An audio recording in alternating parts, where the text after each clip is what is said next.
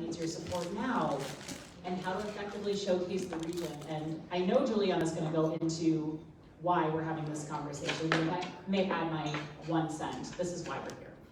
So talking about the tourism industry, talking about our impact on the industry, especially in this region in particular, I think is something that all of us care very deeply about. And so I'm really looking forward to being part of this conversation. Now, let me introduce who we have on stage, because they are all absolutely incredible people. I want you all to get to know them throughout the weekend. Of course, we have walking up to the stage right now, Juliana Dever. Juliana is a professional actor, experiential travel expert, and cultural tour curator. She's traveled to more than 60 countries, lived in 4, including Russia, and spent several months abroad every year. Her blog, cleverdeverwherever.com, was named Best Independent Travel Blog by the North American Travel Journalists Association. Combining her love of cultural connection with her natural storytelling abilities, Juliana works with women in Central Europe and the Caucasus together as they create small group cultural immersion trips to their home countries that support local female and family-owned businesses. Her deep dive adventures are currently available in the country of Georgia, Slovenia, and Poland. Thank you, Juliana. Next, we have Maggie Kleszczewska-Rose, an anthropologist. Anthropologist, software engineer. I love that oh no, you're not totally in order. That's okay. I'll work with you on this. Anthropologist, software engineer, and seasoned traveler, Maggie ran tours in the Middle East for Nat Geo, and now in her home country of Poland. In the last decade, she's lived in 5 different countries across 3 different continents. She likes desert climates, unspoiled nature, and loves exploring for street food everywhere she goes. In her free time, you'll find her diving, kite surfing, sailing, or strolling down the Baltic coast with her insanely cute and above average crazy rescue dog, Lucy, who we hope we'll get pictures of at some point. Thank you, Maggie, welcome. Next we have Tina Hiti. Raised in Yugoslavia, Tina was part of her country's struggle for independence amidst the Balkan War. Slovenian-born, she started her own guiding business 28 years ago. She's also guided for Rick Steves for the last 23 years. With a master's degree in tourism management, Tina occasionally teaches at the university. She speaks Slovenian, English, Italian, German, and Croatian fluently.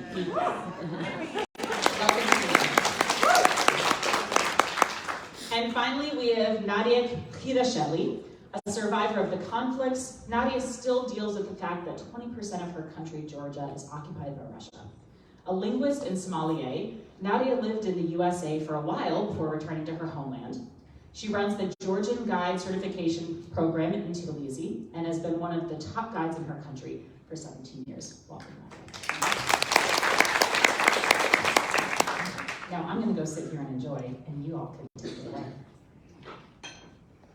Can you believe the magnitude of star power we have right here? I work with these women every year, and it's so humbling. What is this? I'm supposed to think and talk and click? Next slide, we'll figure it out. Okay. Okay, I made a helpful map just for some context. So in green right there we have Slovenia, and red right here, Poland, where you are, and then we have Ukraine, bordering Poland, and we have Georgia. And this darker, slightly darker shade is Russia. So we can keep that in mind.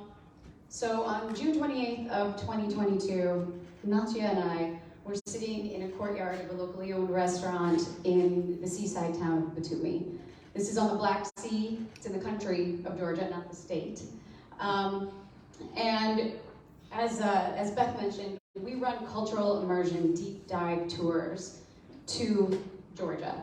And on this particular night, our guests, we were all sitting here, we were all sitting in this restaurant, having an amazing time, having amazing food.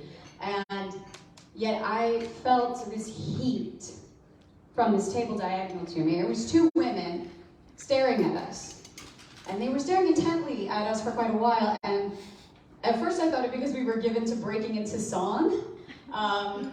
But actually that's not uncommon in the country of Georgia. And in fact, if you go to Georgia and you haven't been at a restaurant, and they haven't broken into song, you haven't really experienced Georgia.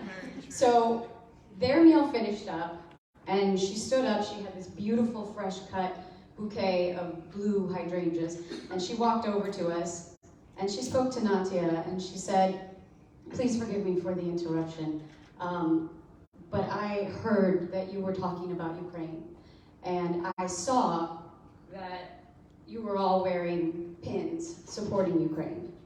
And she was very serious, she was very emotional. And she went on to explain that her and her daughter were from the city of Kharkiv. And this, if you follow or if you don't, this is a country that's on the southeast area of Ukraine and one of the very first that was invaded on February the 24th. Her daughter and herself were forced to flee their country and take refuge in Georgia, which paradoxically has refugees from Russia now, from the same situation. So she wanted Natia to know that, and what she said to her was that your support means the world to us. And she gave us that fresh cut bouquet of flowers that she had bought for herself, and she said, "Please accept my appreciation. I am alone in a city, I don't know who's my friend." So what we do when we travel matters. What we say when we travel matters. What we post when we travel matters. Some people will say, "Oh, it's just a pin, it's not enough," or "a blue and yellow flag on your Instagram is performative." But I want you to know today that that moment, just even something as small as a pin, in that moment, in that courtyard, in that city, on the Baltic Sea, or on the Baltic Sea, on the Black Sea, those two women knew that they were not alone. So with that, I want you all to, you're so lucky to be sitting here with these women, because I think you'll also see that the similarities that have run through their countries and what they've been through is what Ukraine now faces. And since the dissolution of the Soviet Union and the violent breakup of Yugoslavia, all of their countries have had to deal with these lingering associations with war and with communism. And those associations are the very things that have been detrimental to tourism for them, and something that we are going to talk about how to dispel, how to shorten that timeline for Ukraine, and we are going to get into it. So let's talk to these amazing women. We are going to cover breaking the stereotypes and how to use your influence to harness the power of travel for good. We're also going to talk about how to initiate opportunities and why we must create content with and for women-owned businesses and small local families. Well, they don't have to be small, they can be regular size. And then how to be a better ally to Ukraine by applying some of the things we're going to talk about today. So the first thing that I want to talk about, and this is very interesting to me coming from North America, but as I continue to discuss this with my friends here, I think a big thing we need to talk about first is calling the region that they are from Eastern Europe. So anyone can start here. Let's talk about the misconception why the label Eastern Europe is an incorrect designator and how we should geographically refer to their countries. May I begin? Okay. So, you're all looking at the map behind me. I'm from Slovenia, and all my life I have been put to Eastern Europe. But look at the map. Really? Eastern Europe? We're more west than Vienna is. And it's just something that it's stuck with us for such a long time. And even historically, Slovenia has not much to do with Eastern Europe. Because historically, we were a part of Bavarian Kingdom, Habsburg monarchy, Venetian Empire. Do you hear any Eastern influences over here? Not really, but we've always been stuck with that. Maybe because we were a part of Yugoslavia, but then again, also Yugoslavia was a very different case. And all our lives we are fighting with that image that we are not Eastern Europeans, we are Central Europeans. And if you come to our part of the world, a lot of people say to us always, "Oh my God, why didn't I know about this place before? It's so Western. Everybody speaks English. It's so easy to come around. Food is amazing." So I think very important information is where Slovenia is located. We live 2 hours from Salzburg, 3 hours from Vienna, and 2 hours from Venice. And that's really in the center of Europe. And everywhere you go to from our place, it really is in the middle of everything. And I'll pass the mic now to Maggie. Well, you have your own. 1, 2, 3, 1, 2, 3. And just tell your little... Yeah, so like from my perspective, first of all, I'm really sorry, I'm an anthropologist, so I'll have to bore you with like one sentence of history. Just speaking of the concept of Eastern Europe, of Central Europe, God. Basically it appeared in the 19th century, and it's kind of connecting people of the same culture and the same heritage. So the territory that we are talking about now, as a Central Europe, it consists of the former Roman Empire plus 2 kingdoms, Kingdom of Poland and Kingdom of Hungary. And the way you see this part of the region, I believe, for the North American people and for the foreigners pretty much, you know, this region has been divided after the Second World War, right? So it has been divided with the Berlin Wall, and on one side to the west there was the capitalist Western Europe, and to the east was the Soviet Eastern Europe.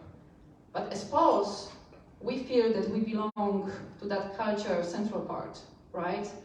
And so for us, it is very important to have that identity. And I wanted to bring this now to the place where we are now today. We're in Gdańsk. Yesterday we were in a Solidarity Center, which is right next to the shipyard.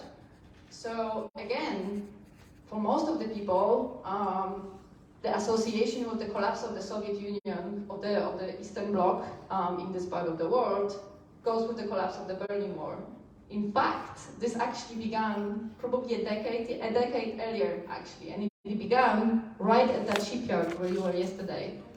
Over there, the solidarity movement started. The workers basically decided to unionize, and over the years of peaceful talks and all kinds of things happened. I'm not going to bore you with the history, but eventually we have managed to start this process of basically ending the Soviet grasp on our region, right?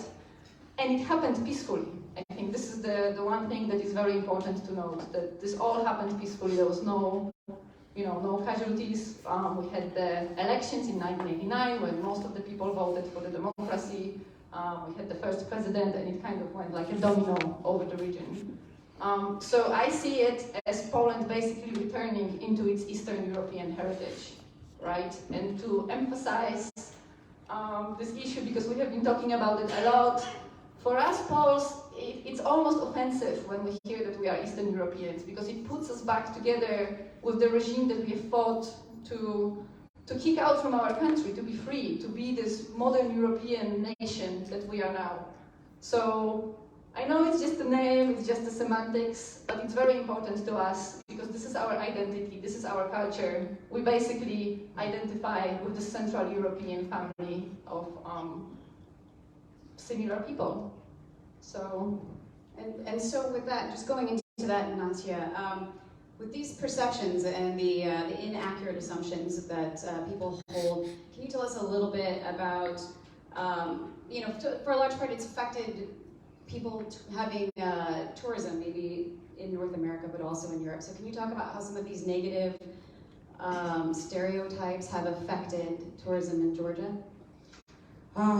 First of all, thank you to giving us the chance to talk about all of this, to Juliana, to my girls here, and to the wonderful team, because we don't have the chance too much to talk about these cases. Well, let's say, you see where the Georgia is. It's far away from the Europe, and let's say, everyone thinks we still are part of the Russia. Well, now we have lots of refugees from Russia. But we are like an island between two big cultures, European culture and the Oriental Asian cultures. So we are sandwiched in between. So it is a location where all these cultures are bringing their pieces together, and with the interest from the Western world or North America in the last few years, it increased, of course, but because of the wars in the 90s and 2008, we had some misconceptions from the North American part. Actually, North Americans do have misconception about lots of things, let's say, because you are far away, and it's not, I can understand that it's not easy to get a real picture what's going on there. And the map, when you look, oh, Georgia is Ukraine, it's so close to each other. And oh, we are not going to Georgia this year because the war is in Ukraine, and Russia is the north neighbor, and we might get in danger or bombed or something. And there are lots of cancellations because of that. But look at this. It's on the other side of the sea, different parts. But from the far, it seems very, very close. Yeah, and I know I run into that a lot when I explain to people that I do tours in Georgia, and they're like, "Oh, so Russia?" And I'm like, Yes. Oh no. Oh no. Yeah, we still have that problem. For example, it's more people here from US and Queen's Gambit, the Netflix series that the chess Queen chess. They mentioned it was from the authors that the Nona, who is like Queen's queen in the world chess history, she was from Russia, and well, she sued, and last week she won it. Yeah, because she was mentioned as the Russian chess player. She made the history in the women's chess, and now she's mentioned as the Georgian chess player. So still, the world society still makes the mistakes about that. Tina, do you want to talk for a minute about some of the incorrect assumptions people make about Slovenia and how that's been unhelpful for you? Well, as you can see, Slovenia is very tiny. We're 2 million people, 20,000 square kilometers or 8,000 square miles. They also put us to Russia. They also mix us up with Slovakia all the time. So I learned a lot about Slovakia just because I want to explain the difference. But it's annoying. And actually a lot of people still think, oh, Slovenia is very gray, it's communist, it's unsafe. It's one of the safest countries of the world.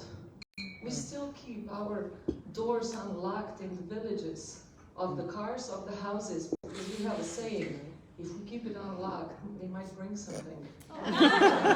Great. 66% of our country is forested, which is one of the largest green areas in all of Europe. So, but those, preconceptions are really just sticking there. We had war in 1991 in Slovenia. We were very lucky. We had it for 10 days. Of course, in the Balkans, in Bosnia and Herzegovina, and then also all throughout Croatia and Serbia, the war lasted a little while longer. But that impact is, believe it or not, still there. I still have people who come to Slovenia and their friends were telling them, oh, we didn't want to come here because, of war. And I'm like, what war? Yes, of course, they also related the fact of this war that's happening now in Ukraine. But they mean the Balkan War that finished in 1995. It's 2023. It's like, oh my God, it's enough. We are a beautiful country. We deserve to be recognized because we have really amazing things. We are not gray, and we don't speak Russian. We don't even understand Russian. And this is something that we have been dealing all throughout. I've been in tourism business for such a long time, and no matter how hard you work, there's still people that put you right there, into Slovakia or somewhere up over to Russia. And we have never been apart. Even Yugoslavia was very different. We didn't have communism, we had socialism in our part of the world, which was very different. And if you ask Maggie, a lot of Poles during those years in the 1980s believed that Yugoslavia was paradise on earth. So, and that's something that also a lot of people are not aware about. Yeah, we were all going to Yugoslavia for holiday as kids. Like that was the place where we'd go to. They had the best beaches and like yeah, and also because we could go over there. Like before the Berlin Wall collapsed, we could pretty much only visit the Soviet nations unless you tried. Like you could work it out. But this was the place where you had a passport for your Eastern Bloc countries. You could go and visit Yugoslavia, and it was awesome. And maybe just one very interesting replica in this, because in the times of Yugoslavia, for example, with our very famous red passport, we were one of the only countries in that time where we could travel without a visa to Russia, Cuba, and United States of America. So that's a very big difference, and not a lot of people are aware of that. So for this section, I'm going to leave you with a couple of takeaways. So when you're writing about these countries, make the distinction that these are these former Soviet and former Yugoslavian countries are not Russia. They're not under communism, and they have their own languages and their customs and traditions. And when you write about it, be sure, like, you're here now, and it's not dark and gray. I mean, it is sometimes, everywhere it is, but it's gorgeous and sunny, and people aren't just, like, droning on and eating, like, some kind of terrible goulash soup or something. Like, so, you know, make sure you're showing this is very modern. My mom still is like, they have shopping malls in Poland? I'm like, oh, we're going there again? Like, so, you know, it's think about these narratives when you're writing about them, flip them. And also, authentic connection. You know, do some research about where these countries have been and who they are now. And I also, these wonderful ladies made some reading lists and some movie lists, podcasts, things you can watch, things you can listen to, and the links are right there. You can go to each one of those and even learn a little bit more, take a bit of a deep dive yourself on that. So now let's move to the next section. And this is kind of the idea of the war and moving forward from conflict, because the idea of these associations that they've all dealt with war, communism, has to some degree held their country back with tourism. And we want to talk about, you know, the road back is actually what's also going to help Ukraine. So first I want to just talk about how have the associations, and I know we talked this about a little bit, well actually you have talked about how the associations have held your country back in tourism. Is there anything you want to add to that at this point? Yeah, maybe, you know, I've been facing this question over and over again when I meet my groups, when I guide around. It's one of the first questions people ask. You know, they are not interested when they come to our part of the world. They're not interested about our culture, our tradition, our history that's very rich. All they want to know is about the war. And we're kind of sick of those questions, you know. How was the war like? Well, you don't travel around Germany and ask about the war all the time, or travel around Italy and ask about the war all the time. We want to mention it, it's a part of history, but that's about it. We want to move on, because all of us have personal affiliations with something that happened in the war. I was 15 at the time when we had the war, and it's not really fun running down into the shelters, and you don't want to reawake that memory over and over again. So, and when you travel, maybe this is something that you should take with, is if you travel to a place which was affected by the war, yes, it's interesting to know about, but don't dive too deep into the war. Dive deeper into the culture, into the customs, into the traditions, into food, into languages, into how people live, and don't associate it always with the war.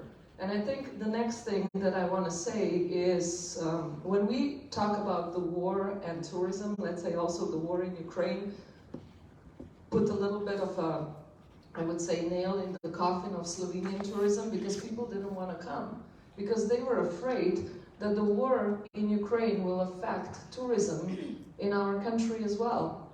We are over 1,500 kilometers away. I'm sorry I don't do the miles. This is something we're just not very good at. Yeah, sorry about that. But I would say, you know, for Europeans, it's very different, because Europe is a very compact place.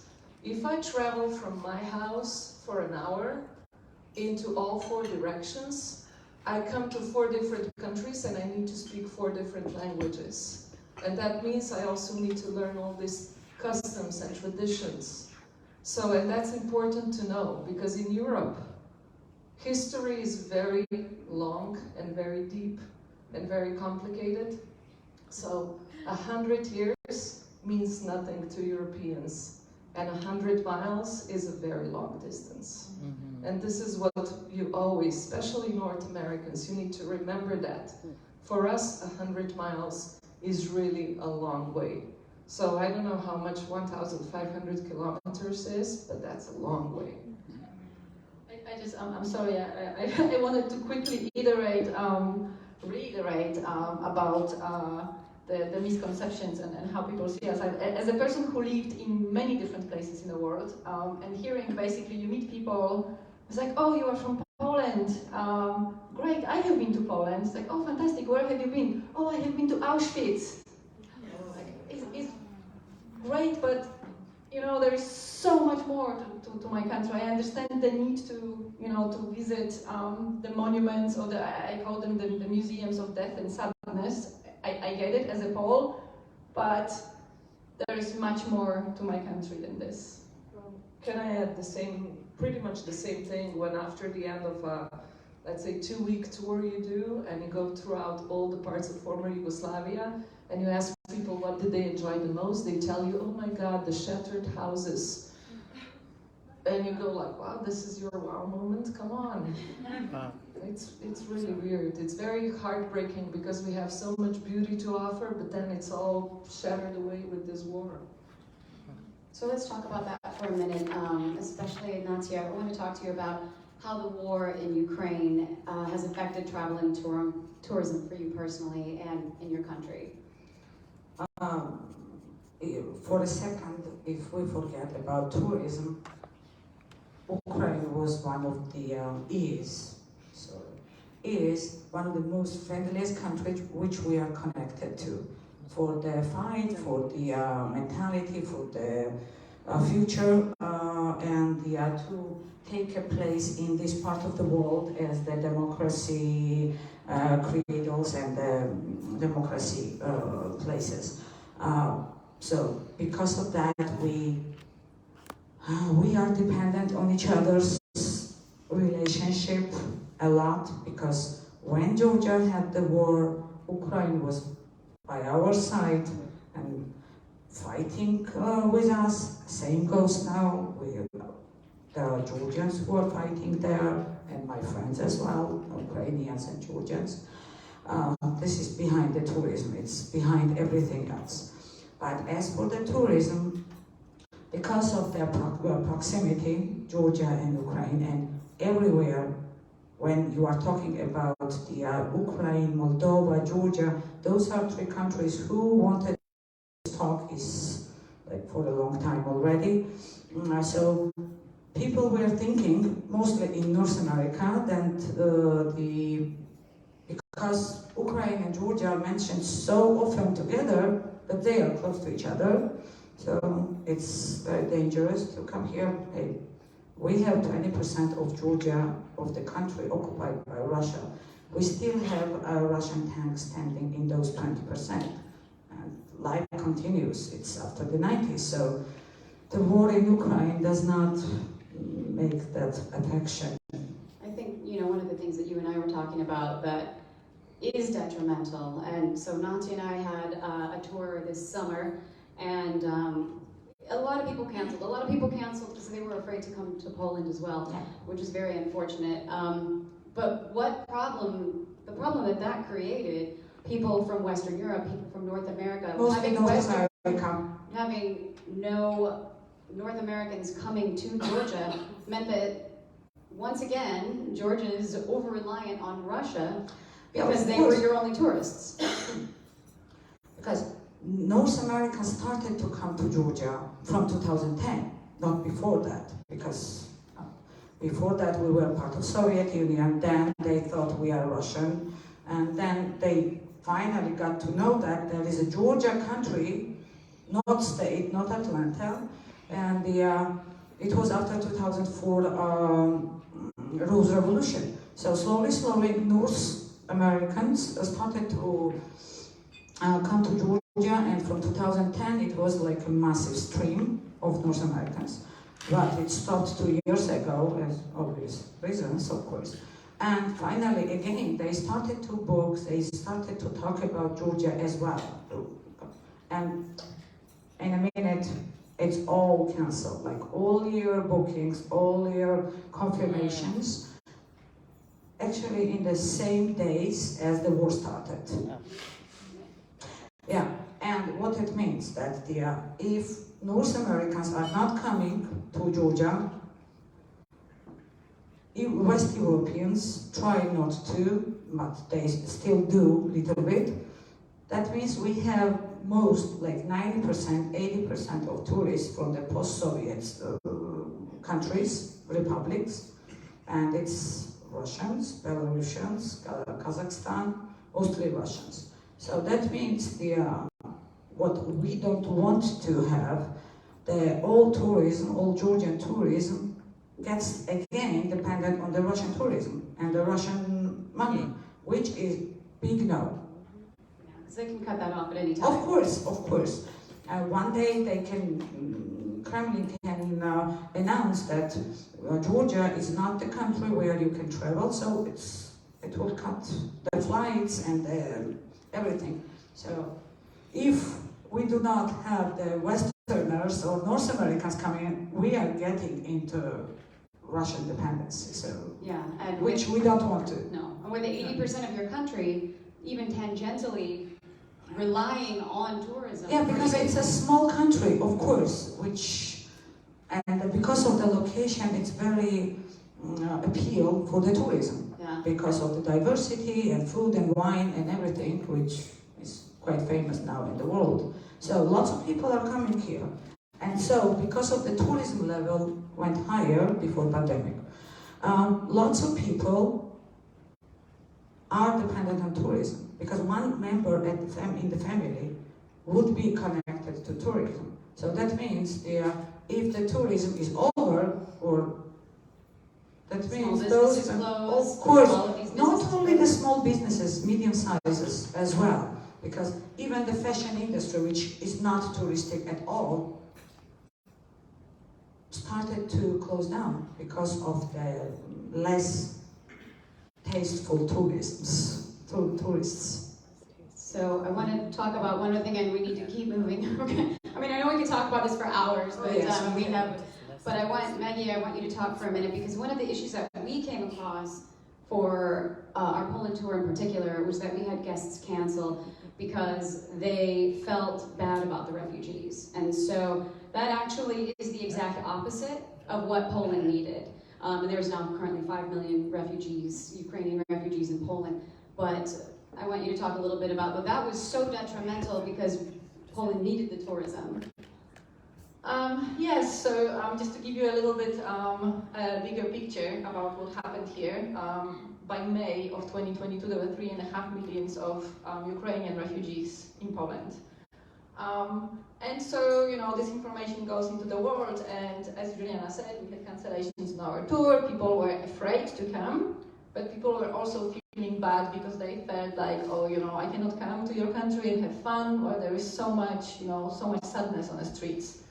And this is exactly opposite. Like, I have to say, I'm very proud of my country because Poles stood up to the problem. Our society pretty much absorbed all those people, right? So we had them in our homes, but these people, they are working. They have already kids at schools. They basically, you hardly see them. Obviously, at the beginning of the conflict,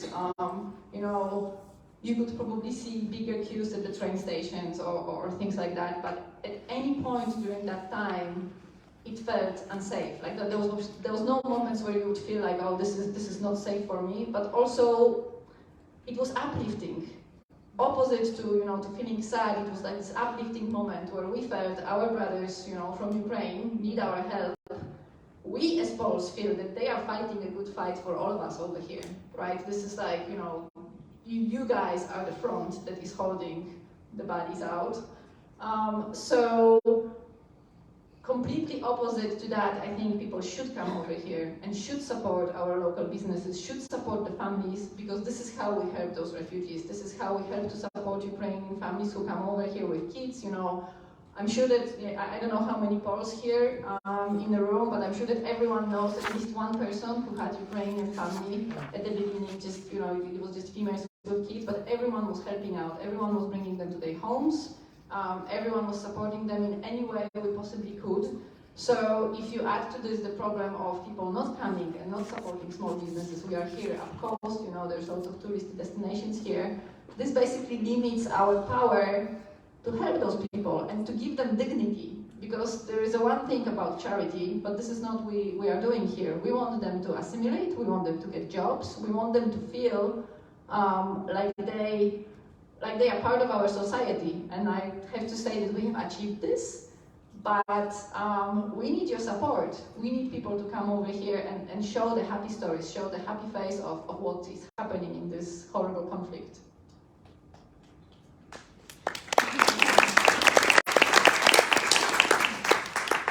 And you can just, you can see this, take pictures, we'll go through them quickly just from this aspect.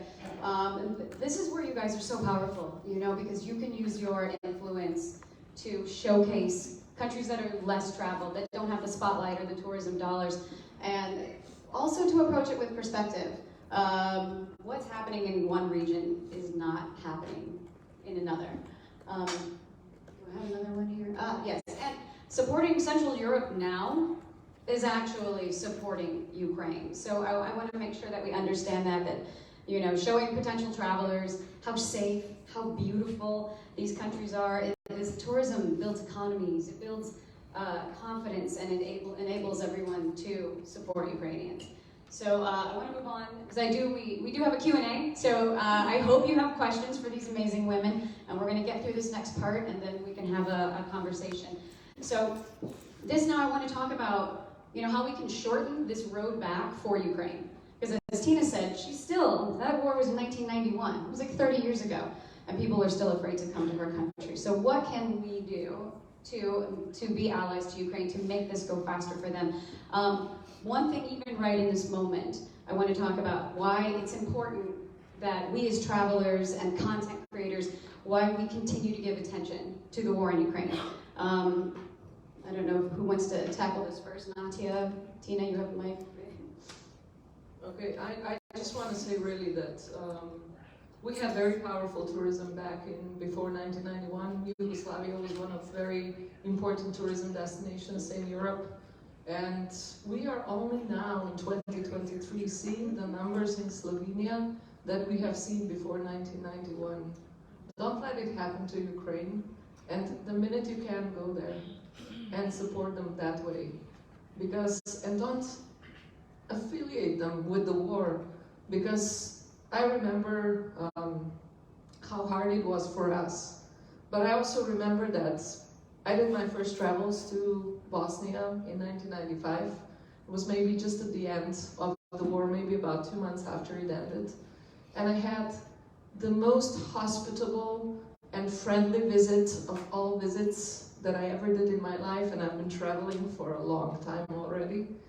So heartwarming and friendly people, and just overwhelmed with this beautiful souls that wanted to show their country, their culture, their traditions, their customs. It's still one of my high moments of all travels. And it was just about a few months after the war has ended in Bosnia. And just go there. You have to sometimes break those preconceptions, show away the fear, kind of push it away, and just go beyond your comfort zone, because travel definitely broadens your perspective. And it can be very fun and relaxing, travel business, but it can also be very educational and meaningful if we let it be. When Tina says, go there, when you can, she means the war is over. We have official Associate Press announcement that the war ended. The next day you're going. Yes.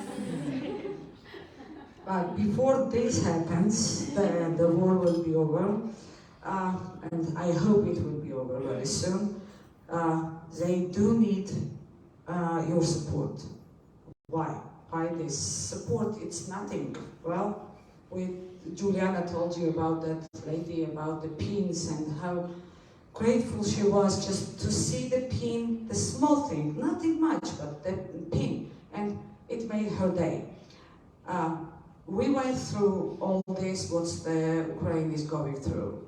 We had 90s, okay, the same in Yugoslavia.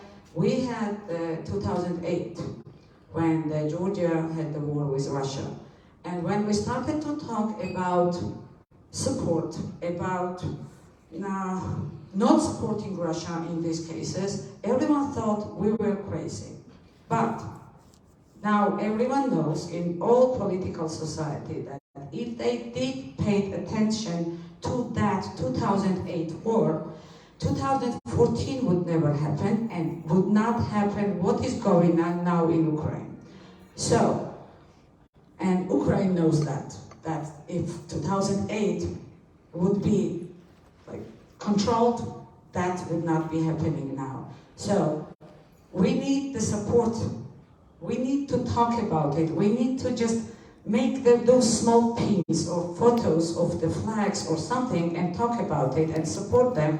So no, there would not be any other country with the same issues as in Abkhazia in Georgia, as Bucha in Ukraine. So it would not be repeated in the world history and in the civil war. So that is the main thing, to give them the support before the war is over. And when war is over, let's go there. I have my friends waiting for me there. And the next day. Next day, yes. And we will eat borscht. Yes, borscht. And right now you can go to Georgia still. Georgia Yes, is your support. of course. So many people Yeah. think that's the same. So that is also something that you can do. That in fact supports Ukraine. We're running out of time and we still have some very important things we want to share with you. I also want to share with you, so my friend Ala, she made this pin, she made this shirt.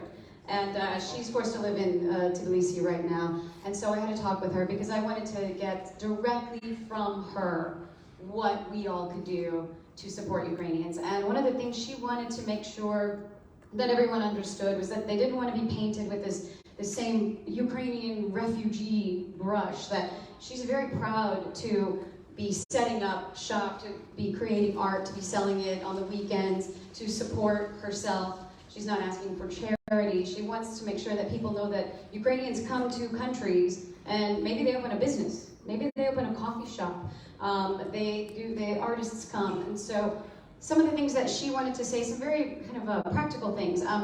Find Ukrainian creators, find artists, travel bloggers, journalists. I'm gonna have a list that Ala made for us all, and you'll have that link as well. But even in your network, find Ukrainian creators that are putting out information about what's happening. Share their stories, share their art, share the positivity so that we're not constantly fetishizing suffering and war.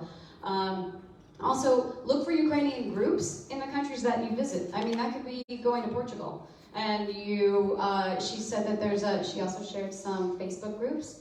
And you might find that there's expat groups there. There's Ukrainian demonstrators that you see in the streets. Go talk to them and say, hey, do you know of anybody? 5 minutes, we have so much to share.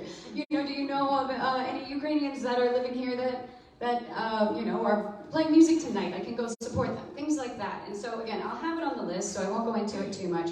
But I just want you to know that there are many ways that we can use our platforms to support Ukrainians. Okay, so 5 minutes, ladies. These are the speed round. So again, as we mentioned, we do cultural immersion tours in Poland, and Slovenia, and Georgia. And Tina, I want you to talk for a moment about the benefits that you've already seen and what happens when we travel somewhere. We go below the surface. I know Wanda was speaking about this as well, and I talked to Rosemary about this. When you slow travel, when you visit like small women-owned businesses, this could even be a woman who cooks a meal. She doesn't have a formal business, but you visit her, you pay her for cooking the meal. What benefits have you seen personally in Slovenia from us going, visiting, and directly working with local families? Yeah, so first of all, I already said to Juliana many times that I'm super thankful because she is one of the first ones and the only ones that do only tours of Slovenia, because a lot of times Slovenia is just an afterthought. So it's kind of like, okay, let's just add Slovenia, maybe 2 days, that's enough. But yeah, when we created those cultural immersion tours, we actually scouted out a lot of, just people, women that did something as their hobby. And actually, I see them now, a couple of years later, that their hobby is actually turned to a real job, to something that they liked doing before, but now it actually brings them money that they can live out of it. And there's a girl, her name is Juliana, that lives in this small, tiny little community called Kleszczewska-Rose. Probably those names don't mean anything to you. They mean a lot to me. But she just started off taking over a little cultural center where mostly the older generations of the town were kind of coming together. And she said, I want to open up a bar, a wine shop, where I will just offer products from the valley. And it's a very fertile valley. Actually, Lonely Planet, a couple of years ago, announced it as the best valley to travel to, the best destination in the world, of all places. And I'm sorry you haven't been yet, because you're missing on a lot. Come with us in August. Yes, August. But anyway, it's something that started off just like a little wish, a little dream. And now she has producers from the valley actually stepping in line to be welcomed by her into a store. And she has a very long list of who she can take, because the bar is very tiny. She is now not just doing the food and the wine, she's also doing cultural things. Promoting small musicians that are not recognized in the country. They are from the valley and they do perform, then they have concerts over there. And she's so busy now that she can no longer do that as a hobby, but it's a real occupation. And every time I come by, she's just like almost putting me a monument, and to Juliana as well, because she's so thankful that we have found her back then and just started bringing people to her place, featuring her out in Instagram stories, on Facebook, and she has been interviewed a lot also by the local community, which is also sometimes a very hard cookie to crash. So yeah, those are just a few things that can happen with this kind of cultural immersion tours. And I'm told we have 1 minute, and I know we still have some things we want to share. But to Tina's point, we take a lot of pictures of food and we take pictures of landscape, but I really want to invite you to tell stories, humanize your content, the content, because the human experience is what connects us all. So when you go out into the streets, think about maybe there's someone that you can talk to and tell their story, because that actually helps them move something from a side hustle to a real business. And I know, Maggie, I want to get to some of the story ideas, so I'll just quickly, if you want to say 10 seconds. You are here in the region, so it's not far away from here. It's about 100 kilometers. There's a house that was restored. It's a Mennonite house. Mennonites are the Protestants that have been living in Poland since 16th century. They started living late 19th century. There were still small pockets of them. Unfortunately, after Second World War, they had to leave Poland. It was very multicultural before the war. But so there is this family who restored this house. They have a restaurant over there now. And speaking how you can support small business. I think in Poland, what it means, other than the hobbies and doing things that you like, Poland from going from the survival mode and trying to make it. Now we have gone to this point where we are comfortable enough to try to revive our history and our traditions, to try and bring back the crafts that disappeared over the years. So these guys, in this place called Little Dutchman, it's called Mały Holender in Poland. They have this beautiful house. They have a restaurant there where they serve traditional Mennonite food. But they were digging, right? They were trying to find what else they can find in this area. So now they are making cheese. It turns out that this area was very famous for cheese, and one thing led to the other. We found out that Polish region of Podlasie is apparently a cheese mecca. So, who would know that Poles are cheesemakers, right? So these guys over at the Little Dutchman, they're making traditional, beautiful, fantastic cheeses. They started doing tours. Now the owner of the house published a beautiful book about the Mennonite culture and architecture. So it's this place where because of our support, because of your support, people, like you say, can turn their hobbies into money-bringing ventures, but also revive the traditions that have been here before, but died because of various different political upheavals that happened in this land.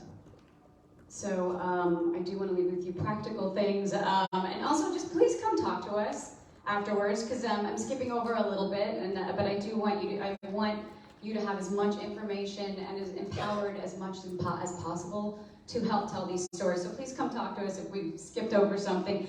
One of the things that I want you guys, and again, we're already over time, so bullet points. I want you to give us some story ideas. How can we support Georgia, Slovenia, Poland? Just quick, a couple story ideas. So when you go to these countries, what do you want people to write about? What's the emerging story? I am not talking about the wine and the food, because this is the top story. Diversity of the nature, diversity of religion, traditions, the island between two cultures, and of course the women's rights, because we had one of the first women in constitution to vote and elect, and first Muslim woman in the history of the world who was elected and had the right to vote and was elected in 1919. So it was quite a big thing. But let's stay with the women, food and wine, which comes together into the oldest wine culture in the world. So, Tina? Well, I'll just repeat a very similar story, food and wine as well, but again, Slovenia, a small country, for North Americans about the size of New Jersey, definitely not like New Jersey. I've been to US quite a bit, so, a very varied country. We have a lot of influences actually close to us, Slavic, Romanic, Germanic, and Hungarian, and all of this mixes up in our cuisine, but also in our traditions, in the way we behave, in the way we act. We can be very Germanic in the east and very Italian down on the coastline. And we also have a mix-up of three climates, Mediterranean, Alpine, and continental. The Alps of all places finish in Slovenia, or start, no matter how you look at it. A wonderful, wonderful country. Amazing food. At the moment we have 11 Michelin star restaurants, which for a country of 2 million people, I think it's a pretty successful thing. Plus numerous others that are not even on the list. Together with Georgia, we also have some delicious amber wine.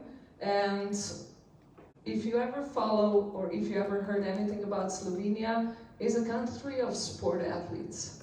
It's just incredible how many amazing sport athletes come from Slovenia. And per capita, I think we probably have the most success on all world championships, competitions, Olympic Games. Plus, we are avid beekeepers, and with about 13,000 beekeepers in the country, we have one of the largest percentages in the whole world. Okay, and Maggie, story ideas for Poland. Okay, bullet points. Go. Poland was the country where the collapse of the communism began. So that's the one important thing. It was not the Berlin Wall. But the most important for me is the Polish nature. We have beautiful cities. You have seen Gdańsk. Some of you may have been to Warsaw or Krakow. But the nature in Poland is fantastic. It's diverse. We have got mountains, we've got lakes, we've got meadows. There is all kinds of beautiful things here you can do. If you are a wildling like me, you can disappear for a month and not ever see a person. So keep that in mind. Beer, not vodka. Beer is our national drink. You will find craft beer places in every cities and towns in Poland, and there's going to be discussions about which ones are best. I don't know if you've heard of somebody named Jan Hevelius, the astronomer. Very, very famous from 15th century. This guy basically supported his science through making his own beer. He was living in Królewiec, which is now Kaliningrad, but yeah, Polish guy, astronomer, probably the same level as Copernicus, who was also Polish, by the way. And fun political facts, Poland was the first written constitution in Europe, second after the United States. So yeah, these are the things I would basically, like the two most important things I would take out is the nature, go and explore, go off the beaten track, don't stay in the cities, and yeah, the peaceful collapse of communism. I think that's very important to me. Thank you. So lots of good story ideas, things to chase up. We're gonna, before we get to it, right there, if the QR code works. If not, that's my Instagram handle. This moment is super special for all of us. We are a community. All of us here in this room, and it's amazing. And you know, we are our greatest resource. So let's work together. I have a lot of great ideas that are coming up in the next few months, and go to my messages, slide into my DMs, write collab, come talk to me. Let's talk about how we can lift each other up. We can lift up small countries that need our tourism support. This is all very important to me. So let's connect with each other, swap audiences. We have great power in joining together. There's no lack. There's only abundance when we work together. So please, come find me. All right, I think we have time for one question.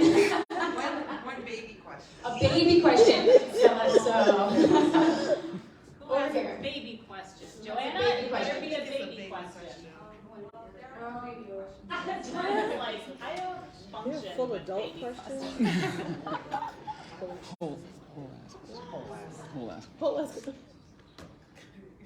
What, if anything, do you think we should be doing or can be doing to support our Russian colleagues in the tourism industry?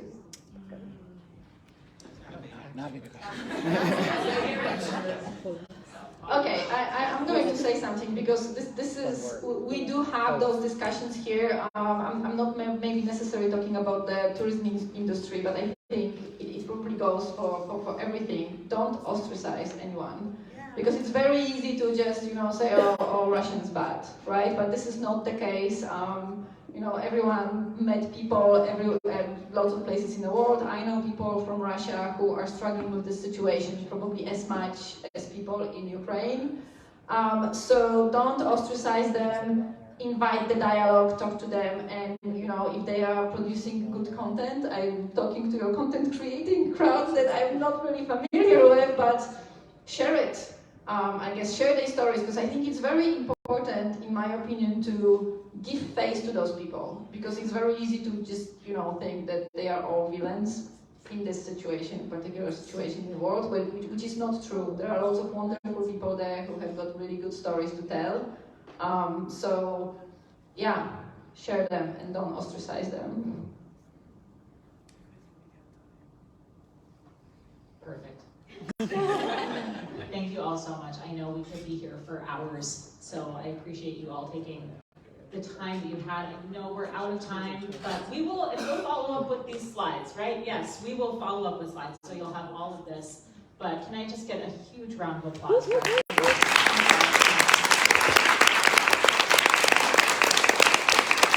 We look forward to continuing the conversation with you all this weekend.